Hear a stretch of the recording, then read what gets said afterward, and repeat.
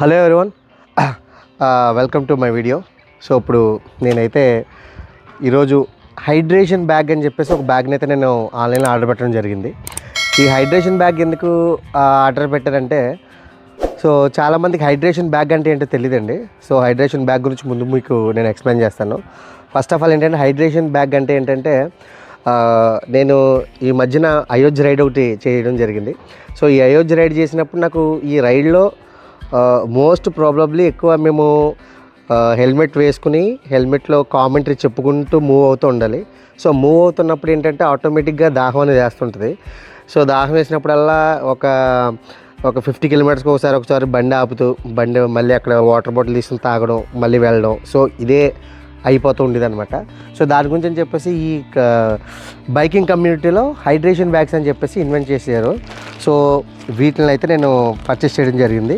ఈ హైడ్రేషన్ బ్యాగ్లో చాలా కంపెనీస్ అయితే ఉంటాయండి. ఆ కంపెనీస్లో నాకు బెటర్గా కొంచెం రాయల్ ఎన్ఫీల్డ్ వాడిది ఈ హైడ్రేషన్ బ్యాగ్ అయితే నాకు బాగా అయితే నచ్చింది. సో దీని అయితే నేను అమెజాన్లో అయితే ఆర్డర్ పెట్టాను. నేను ఇదే హైడ్రేషన్ బ్యాగ్ అనమాట. సో యాక్చువల్గా ఈ బ్యాగ్ కొన్న స్పెషాలిటీ ఏంటంటే, మనకి దీంట్లో ఒక 2 లీటర్స్ వాటర్ బ్లెండర్ ఉంటుందన్నమాట. 2 లీటర్స్ వాటర్ బ్లెండర్ అనేది ఉంటుంది. సో ఈ వాటర్ బ్లెండర్ ఏంటంటే, మీకు ఇక్కడ కనిపిస్తుంది కదా వాటర్ బ్లెండర్, ఇదే వాటర్ బ్లెండర్ అంటారు దీన్ని. సో ఈ వాటర్ బ్లెండర్ ఏదైతే ఉందో, ఈ వాటర్ బ్లెండర్లో మనం కంప్లీట్గా వాటర్ని ఫిల్ చేసుకుని, సో మనం బ్యాగ్లో ఇలా ఇన్సర్ట్ చేసేసుకుని, మనం ఏంటంటే దీన్ని ఇక్కడ ఇది వాటర్ ఉంది కదా, ఈ ప్లేస్లో మనం దీన్ని ఇలా ఫిక్స్ చేసేసుకుని మనం దీన్ని బ్యాక్ ప్యాకింగ్ చేసేసుకుని వెళ్తూ హ్యాపీగా మనకి కావాల్సినప్పుడల్లా బండి దిగకుండానే, హెల్మెట్స్ ఇవన్నీ రిమూవ్ చేయకుండానే మనం అయితే దీన్ని వేసుకుని చేసుకోవచ్చు. సో ఇదైతే మనకి చాలా కంఫర్ట్ కూడా ఉంటుంది. సో వెనకైతే ఈ కుషన్ కూడా ఇచ్చాడు, దీనికి సైడ్ నుంచి ఇక్కడి నుంచి కూడా.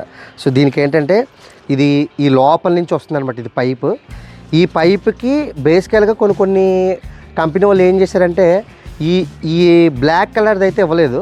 ఈ బ్లాక్ కలర్ది ఉండడం వల్ల ఏమవుతుందంటే, ఈ బ్లాక్ కలర్ది ఉండడం వల్ల మనకి ఎండలో కానీ ఒకవేళ పైప్ ఇలా ఉండిపోయినా కూడా వాటర్ హీట్ ఎక్కువైపోతుంటుంది. సో మనకి ఆ ఫెసిలిటీ కూడా ఇబ్బంది లేకుండా ఉంటుందన్నమాట.